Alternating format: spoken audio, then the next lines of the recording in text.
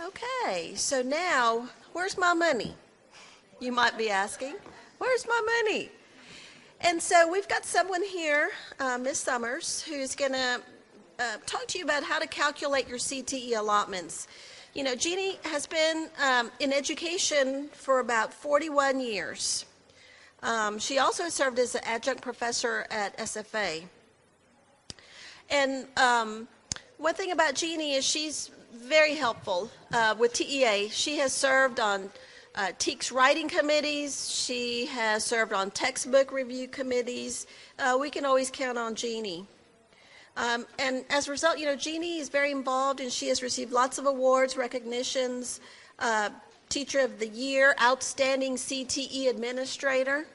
So she's someone that you really want to get to know. Anyway, Jeannie, please come tell us how to find the money. I'm glad to be here with you today. I don't know that I know that much more than anyone else, but I have a lot of stories to tell. And I'm not afraid to ask for things. So, you know, I guess if you've been in this 41 years, that gives you some, hey, they're not going to run me off because I could have gone home a long time ago. So when we talk about money, everybody wants money.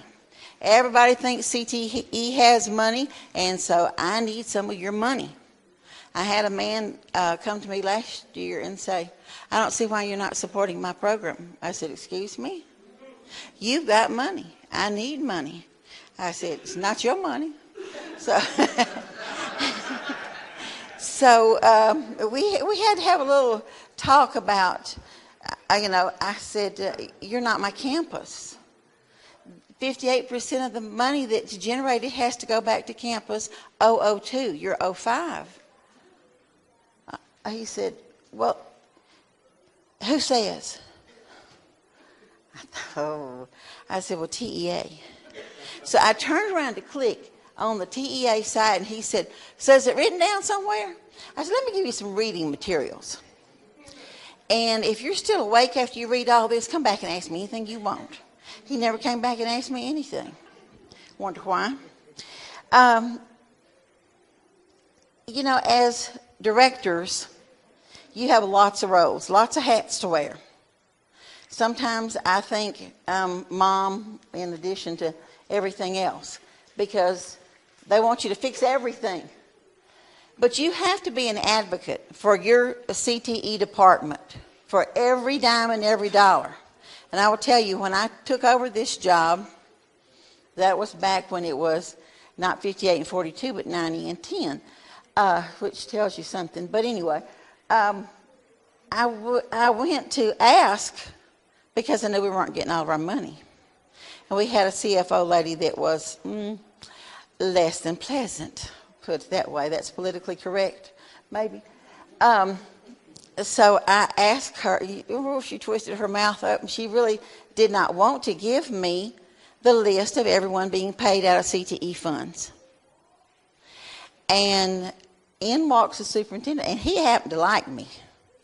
And so he said, what are you doing over here? And I said, well, I would like to get a list of everybody that's being paid out of CTE funds.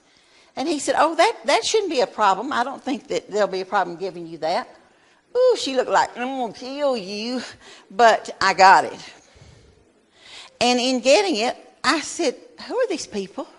Well, they're your people. You should know. And I said, not my people. Who is this man? Who is this woman? What, you know, well, I was telling Diane this earlier. Come to find out, they were paying half of an aide salary over at the Discipline Assignment Center. Because if you have these little second, third, and fourth graders in the Discipline Assignment Center and you let them go to the bathroom, they'll run away. So he was walking them back and forth. I don't know why they thought we should pay half of it, but that ended right then. I also found out that one middle school was getting $44,000 of support and the other one was getting $144,000. Can't do that. You got to do equal for everybody. One of the things that concern me most is being fair and impartial. I was an FCS teacher. I did that a long, long, long time. I thought that everybody's going to say, well, you're just giving them stuff. And I probably wasn't as nice to them as I should have been because I was so concerned that everybody would think I was being partial to them. You can't be partial to anybody. It doesn't work that way. And it's hard to divide up the money when you know some people will spend all theirs and all their neighbors and all the next neighbors. I was visiting with an ag teacher who told me that they had to add $13,000 to his travel budget. I'm going to tell you, I nearly had to sit down right then.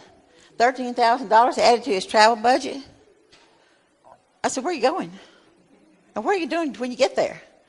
I love ag, and I mean, obviously I'm still raising cows, good grief. But I also love my technology students and my culinary students and my automotive students and my cosmetology students. I drove them to contests. I was the vehicle that had all the heads in the back. I thought, if I get stopped, they're going to think, what have you been doing? So, you've got to be reasonable in everything and consider everybody. And you have to make a plan to replace equipment. When I took over this department, and trust me, don't think I do everything right. Nah, not happening. But the domestic kitchen looked like maybe somebody's grandmother's. The cabinets were harvest gold. They were lovely. The old 42-inch range that was there when I got there was put there in the school in 1979, and it was still there in 2000. Really? I don't think so. When you have an advisory council, you can use them to help you say, it's time to update. Well, I watch a lot of HGTV. Widows don't have a real active life, so I saw this thing about Formica paint. Those cabinets that were gold are now Eider white, and they have been painted nearly 10 years now. Still there, hadn't come off. I got rid of the old stoves, brought in new stoves, and they were like, when did you get all this new? And kids were stopping by and looking. I mean, we put stuff on the fur down. We did all kinds of stuff. You've got to make it attractive looking for kids. You've got to make something functional. Our ag department, I said, maybe I'm a little messed up here, but they're welding in a spot that's 11 feet from this wall to this little pony wall that was barely above my head. Okay, let me get this straight. We got sparks here, and just past this wall, we got sawdust. I'm thinking maybe this is not a good idea. Brain surgeon I'm not, but still thinking this is not a good idea. And then back in the corner where we had some lawnmowers and little engines and, I don't know, probably something you could light up and blow up, I thought, it's time. They had borrowed, I guess we shall say, a number of our shops to be used for something else. And you'll get them back when we build the new 9th grade center. I didn't ask, I told. And I talked with the architect, and I said, we're going to do this and this and this and this. And he said, I said, oh yeah, we were promised that. He didn't ask me any questions. We just went ahead and did, it was like do it and then ask for forgiveness. I called the guy over at the supply house, and I said, I want you to come and give me a price on all these old welders. And all this, some worked, some didn't work, I don't know. We just pushed the whole mess to the back, knocked down the little pony wall, and we made a welding lab with 16 industry standard welders. That superintendent that liked me? He was all behind, let's get AWS and NCCR certifications. That's what you got to do. You've got to fight for every bit for your kids. Now, robotics wanted to do this other than these little bitty robots. They want let's build the one that shoots a basketball. Well, we didn't exactly have that money. So I wrote a couple of grants, and we got that, which in turn made me had to buy a F-150 pickup because we couldn't haul the big robot in the back of the expedition. I found out real quick we needed our own vehicles because, you know what? We were paying the district transportation people every time anybody went. So I started keeping a record. And then I went and I said, hey, I think we need this. Can we do this? You let special ed get one. Well, I guess you can. Okay. So this is what I'm talking about. You have to fight. You have to work. You have to do everything, even when you think, I don't know. But before you go in, you better have your homework done. You better know your stuff. You better know if you have a principal, like I did, that was going to take one of our ag rooms and make it, this is back a while, a tax math classroom. I said, you're not. I am. You're not. I am. I thought, we're like little children here. Guess what? He didn't. Because I said, you're the instructional leader on campus, and you can assign anybody to a room that you want to, but let me tell you what you're going to get. What are you talking about? I said, CTE purchased the projector in the ceiling, the Promethean board, the chairs, all of it. So you're going to get walls. Enjoy. And he said, oh, I guess I better come up with another plan. I said, outstanding idea. You see, like I say, when you get old, you can just say stuff. So it is what it is.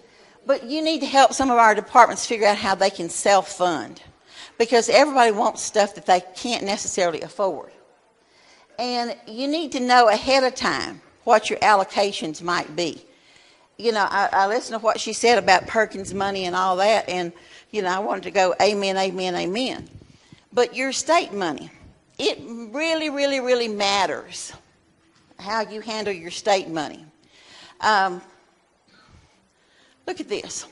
This is one of my actual BIM teachers. And she has 143 students. This is calculating it out by 0.167, for 50 minutes all year long. You have to do the 95 for 95% attendance. See how much money that you're generating, because that 53.59 is, I think that's supposed to be 58, but anyway, that's our ABA or AA number, times 1.35 weighted funding. This is in that thing. You don't have to take a picture of it. It's in that life binder. So that person is generating $164,000. Now, 58% of it you got to get back. That's $95,000. And your teachers get paid $95,000. I don't get paid $95,000. So really? But if you take away her actual salary, because I looked it up and pulled it off of the salary list that they don't ever want to give me, and she puts back $41,000 in the department. That's the reason we can trade out our computers every 3 years. Because I don't want students working on something they're so old that, they go to work somewhere and they don't even know where to turn it on because they had old white box computers. Surely we don't have those anymore, but anyway. If she had 85 students, check this out. Look and see how much money she has to help fund the department. $2,700. Now, why does this all matter to you? Because your school size counts. Now, yeah, we get state funding, and this is all how it goes. Now, you get weighted. You've already heard this. You get weighted for the 9 through 12 kids. If it's CTED, you can get weighted funding at the 7th or 8th grade. And you see the 58 and 42 there. And what you can spend on. This is kind of like a broken record. But, guys, over and over and over. The reason you have a handout and the reason it doesn't match this is because I want you to take home something that you could reference. Because you're not going to remember all this stuff. 15 people have told you the same thing. Okay. You have to know that there are some things, and I've already seen this today. you know, you can't put kids in the Discipline Assignment Center and without getting them the same services. They can't go more than 15 days without a job if they're in work-based learning. And I'm pretty strong on the work-based learning stuff. No, we're not going to work for cash and let somebody evade the taxes, not send in the taxes, and not have any kids be able to get their money back at the end of the year. It's provable hours. We do weekly wage and hour sheets. We do semester wage and hour sheets. And, you know, it's all auditable. My goodness. You know, they're getting 3 credits. Now, how do you find out what you get? Well, there's all this finance stuff. Sometimes people think, I don't want to, look at that because I might get in trouble. It's out there. If you know your county district number, well, that's easy. But if you don't know it, type in the name of your school. Okay, this is Nacogdoches. This is the whole little bittersweet story. So what did I do? I went out and I did all the schools in Nacogdoches County. You notice there's a difference in our ABA and Garrison's ABA? Well, you notice there's obviously a great deal of difference in the size of our FTEs. But if I had Garrison's amount of money, I would have $200,000 less than I have right now to work with. Folks, you can do something with $200,000. I'm thinking if I had $200,000 less, I'd have less teachers at this point in time. So that's very, very important. Now, I didn't just go there. I got real nosy. I went other places. Look at little old Laneville. I taught there for 6 years. $46,000 is going to pay one teacher. And I don't know how they're going to get them anything to work with. They're going to have to give them part of that 42%. A lot of times that happens in small schools. But, you know, if nobody is there to advocate for them, they'll say, well, that's all the money you got. So that's part of your role as an advocate, is to be there and to know this kind of thing. This gentleman right here was showing me that he thinks he's not getting all of his money. I looked at it and I don't think he's getting all of his money either. So he's going to have to buck up and go see somebody, and it may not be pretty. It sometimes isn't. Now, Perkins, you just heard her talk about Perkins. The biggest, most important thing on there, if in doubt, call TEA. Because I've had questions over the years that I'm not taking this one on. Because you see, again, when I took over the program, there had been some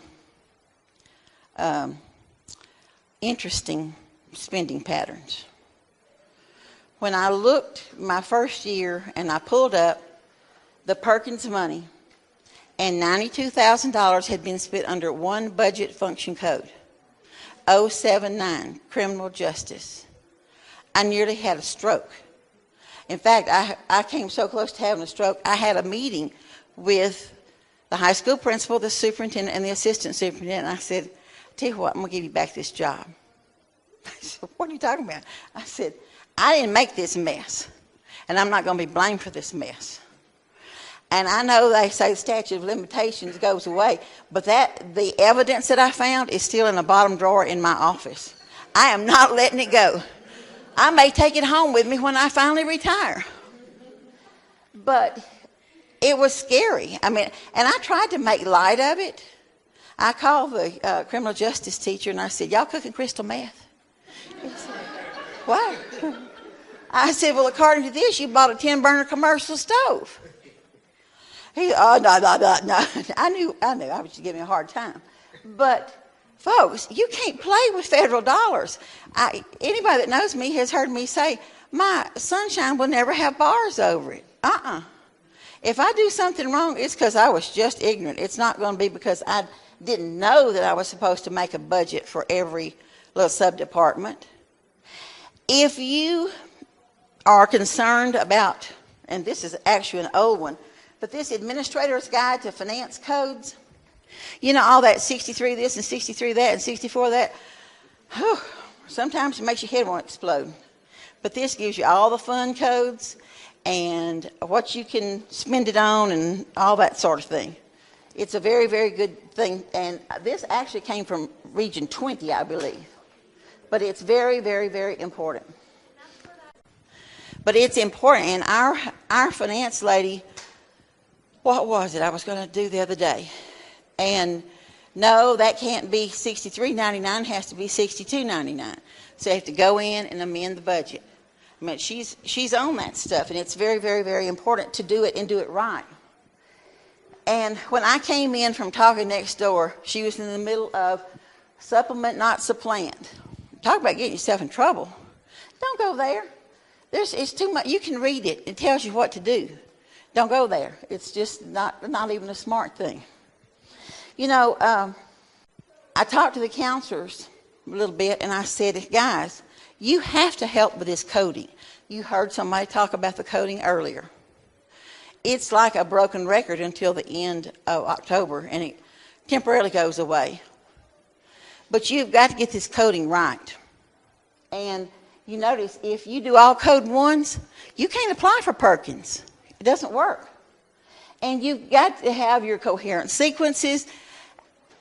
First of all, we're supposed to be doing House Bill 5 and endorsement strands. So if you don't do coherent sequences, you're not doing House Bill 5 and endorsement strands. I don't know what you're doing, but you're not doing that. And, you know, PBMAS, it comes back to bite you whether it's your kids or not. I guess they're all our kids. But, you know, you have English language learners and special ed and economically disadvantaged and, you know, all these little subcategories. If they do well, you get incentive amounts. If they do poorly, you get tagged on your PBMAS. That was the other reason I wanted to give them back their job. I had not had the job long when I found out that we were a level 4. That means people come see you that you really didn't want to invite. And they went out to our old ag farm. Where's your handicap parking spot? And I thought, really? So we did a handicap parking spot with a sign. You know, those signs have to be so much. I'm full of useless information after going on that visit. Because we stuck our hands under all the little things that are supposed to run so many seconds and, you know, counted all the parking spots. So many have to be handicapped, and of that, so many have to be van accessible, handicapped, and, you know, the flush handle has to be on the entry side of the commode in a handicapped restroom. We had just built a 9th grade center.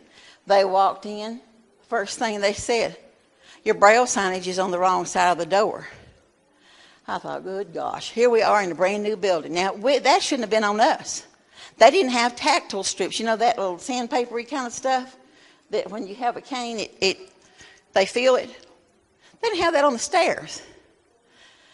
I really thought they should go after the builder on that one. But we took it on the cuff and had to do a lot of fix-its. No designated area of rescue in this 2-story building. Duh. What you going to do with these kids who are in a wheelchair? They can't use the elevator, which, by the way, didn't have Braille signage either. I just couldn't believe it. I was actually just mad. Well, you know that thing you're supposed to push that opens the door? Here we go in, and they walk up and push it, and it didn't open the door. I thought, you know, I could just go ahead and crawl under that asphalt out there, and it'd be just fine, because this was not fun. So you gotta do all this right, and you got to make sure that you are fighting for all this stuff. When it comes to the performance indicators, your teachers need to be working very much on supporting. No, we don't teach, you know, math, science, all that in its pure form, but we sure can support the standards and the things that they need to pass on the test. So I kind of suggested strongly that, well, why don't we have CTE teachers meet with these core people and find out what they need to cover? Because that matters. It matters a lot. Now, this, I'm sure she probably showed you, this is where you go and see what you're going to be able to apply for on Perkins. Of course, this says code 2 and 3. We don't have 3s anymore. But this gives you your amount, your incentive, and your total. Now, she talked about not providing tuition for a single person. But I can provide tuition or partial tuition for the CNA students, the phlebotomy students, some of those things. So I've got some of those things written in because we're trying to be bigger and bolder on certifications. As a matter of fact, last year, and trust me, this isn't the Jeannie Summers show, I got a great staff. That's the show it is. Last year, when we try to run all these kids that have gotten certifications, because we do honor cords for certifications, I couldn't get them all to the school board meeting. We would have been lined up out the door and around and down to the convenience store on the corner. That was a great problem to have.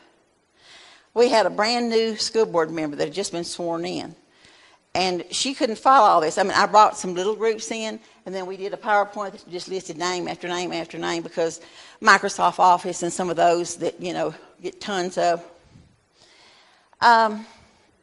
She asked if she could come speak to me. She said, I'm school board. He said, okay, if I go talk to her. So, man, when I knew she was coming, I had state statute printed out on everything. And I showed her how much money we generated, how much more we can do. You know, right now, I have 93% of the high school population taking CTE classes. That's not quite enough. We're going to go for some more. We're going to go for some more certifications. You know, I just think it's important because we're graduating way too many kids that don't know what they want to do. If they have a certification, they've got a place in the world that they can go to work. And Lord knows we'd love for them all to get more education, but I don't want them all graduating with hundreds of thousands of dollars of college loans. So how about earn while you learn? Because most of those kids that graduate, we've had kids that graduate with CNA, phlebotomy, and medical lab assistant. They're very employable, very employable. And that counts for a lot. Now, you can't say, okay, we got some Perkins money, so we're just going to take our state money and use it somewhere else. It doesn't work that way. That's the no-no thing. And you've got to meet all of your 9 uses of Perkins. Now, of course, this is, again, as she's covered, how much you can apply for in Perkins. Little schools that get less than $15,000 are going to be part of a shared services agreement. I really don't even know how to address that other than I think that might be a headache. But there are some sites here that are helpful. My friend Adrian from Region 7 put together this Symbaloo, and it has a lot of administrative resources. And there's a great video there. If you're having, it's going to be shown at my advisory council meeting on the 18th of October. You know, I tried to be crazy about this. We chose the 18th of October and the 18th of April for our 2 advisory council meetings. That way you can't forget the 18th, you know. The office skills and tech description, I think Carrie Bowles shared this with us. She's from Region 8. She does a great job of that and putting a lot of stuff on CTE 411. If you don't know CTE 411, get to know it because there are tons of wonderful, wonderful resources on that site. Particularly the activity account information is great for you to use. Now, it's hard if you've not been doing this long for you to soak this all up because every year you're going to pack some more information on top of what's already in your head and you think, I can't do any more. Yeah, you can. It's because CTE is like keeping up with marching ants. You're never going to catch us because we're changing, and we're improving and improving. And that goes along with our teach rewrites. You know, encourage your counselors to get out and get in your classrooms and see what's going on. That's really, really, really important. Have some wacky Wednesdays where you work with your high school principal and get them to go out and see what actually goes on. Because back in the day, as they say, I was walking through the counseling suite. This kid had her schedule, and we had a male counselor, and she said, "Can you tell me what this is?" He said, "Oh, FSH. Oh, honey, that's fashion. You'll love it." I put it in reverse, and I backed up, and I said, "Honey, that is families with special health needs from birth to death. I don't know if you're going to love it or not, but let me tell you a little bit about the class." You know, that's not good. That's not good if your counselors don't know what the courses are doing. And Lord knows, let's don't ever ask, "You like to cook?" Because you get to cook in this class. They think you're going to cook on day one and every day afterward. That's not what we do. There are so many other things. So, you know, with House Bill 18, that's going to hopefully straighten some of this out, because we're going to have so many of our kids in certification programs are admitted to colleges, and our counselors are really going to have to be involved, to the point that I offered to be a pilot. They're going to kill me. Pretty sure they will. But, you know, it's for the kids that we do this. You know, yes, you got to be the mom and the dad and everything else. But, in fact, I was sitting here while she was talking. One of the ag teachers texted me, "Are you busy right now? Can you talk?" Sometimes I really want to take my cell phone and throw it in the deep blue sea. But when we opened our ag farm, we opened it the week after the fair, and we were going to have the ribbon cutting. The fair is always like the second week in October. We were going to have the ribbon cutting on the 28th. Guess who was out there night after night with those kids? Hey, I don't have anything else to do. Well, I found out some of those panels that you live to put together, pins are kind of heavy, but we got them together, and it was looking great when we had open house. And we had a tremendous amount of interest in it. I have started a CTE Facebook page. Yesterday, I put 2 different things on there about the kids showing in Dallas, showing goats. Our CNA kids went for their first clinical day. Any of that you can do to promote your school, trust me, I don't do everything right. I want to do more with live binders. I want to do more on web page. I just want to do more. But there's just one of me and about 15 things I want to do. So, you know, we'll get there. But if you're excited as a director, your teachers are excited, and your parents will be excited. As I laughingly said, if I never go see another chicken show or pigs, I didn't know those things fought. They really do fight. First time I went to one, I thought, good grief, this is crazy. But, you know, I'm walking around taking pictures of pigs and goats and chickens, and parents expect you to be there and be supportive. So whatever it takes, however much red mud's on the bleachers, well, I'll put on my jeans and go to the fair that day, because the kids are going to be there and the teachers are going to be there, and you've got to be there to support the programs, and you've got to be there to fight for the programs and to fight for your money. And that's when we talk about where is my money. Your money will go away if you're not fighting for it, because somebody's going to claim it to pay somebody weird. So, and that's not supposed to be. The 58% is yours. The 42% should be spent on things that are supportive of you. So I wish you luck in your year. If I can ever help you, there's my contact. I seem to be the CTE director for the county, because all the little schools are too little to have anybody. I don't mind answering questions. And trust me, I don't know it all, but I know who to call. Because was it yesterday or today, John said, "We've talked on the phone." Yeah, I call all the time about something, because I'd rather have the answer from the folks more in the know than me. So if you have any questions, I'll be glad to try to answer them. But that handout that I gave you just has a bunch of random stuff on it. It shows you a comparison of paying your own way. It gives you uses of Perkins. It shows you how to calculate your money. Just some things. Go home, put it in your notebook. Make yourself a notebook of all kinds of stuff because, trust me, you'll need to go back to it at some point in time. It just is that way. Okay, well, thank you so much.